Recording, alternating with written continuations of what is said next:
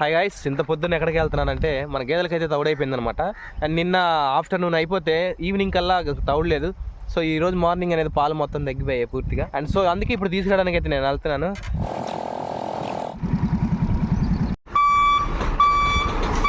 And ఈ తౌడు కట్ట వచ్చి మనకి 1600 పడింది. అండ్ ఇది కిలో వచ్చేసి 32 రూపాయలు అనమాట. ప్రజెంట్ మీ సైడ్ ఎంత రేట్ ఉందో ఒకసారి కామెంట్ సెక్షన్లో అయితే తప్పకుండా కామెంట్ చేయండి. అండ్ వీళ్ళ దగ్గర 50 కిలోలు బియ్యం ప్యాకెట్ తీసుకుంటే కరెక్ట్గా 50 కిలోలు వస్తాయి. అండ్ జనరల్గా మనం బయట చూసుకున్నట్టయితే 48 కిలోలు వస్తుంటాయి. సో వీళ్ళ దగ్గర అయితే బియ్యం మాత్రం తీసుకోవచ్చు, ఏ ఇబ్బంది లేకుండా. అండ్ ఈ మిల్లు ఎక్కడో లేదు, మన దగ్గరలో ఉన్న గణపారంలో ఉందన్నమాట. సో ఎందుకు మన ఊరు పెట్టి పక్కూరు వెళ్ళాల్సి వచ్చిందంటే మన ఊర్లో అయితే దొరకదు అనమాట. ఎక్కువ గేదెలు ఉంటా ఉంటాయి. సో దానివల్ల అనేది తౌడు దొరకదు. 5 కిలోలు 10 కిలోలు దొరుకుతూ ఉంటుంది.